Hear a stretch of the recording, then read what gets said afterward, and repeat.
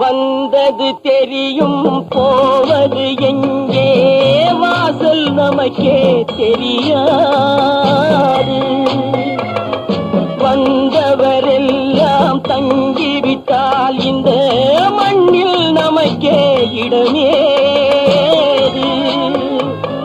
வாழ்க்கை என்பது வியாபாரம், வரும் ஜனனம் என்பது வரவாகும், அதில் மரணம் என்பது செலவாகும். போனால் போகட்டும் போடா, போனால் போகட்டும் போடா. இந்த பூமியில் நிலையாய் வாழ்ந்தவர் யாரடா? போனால் போகட்டும் போடா.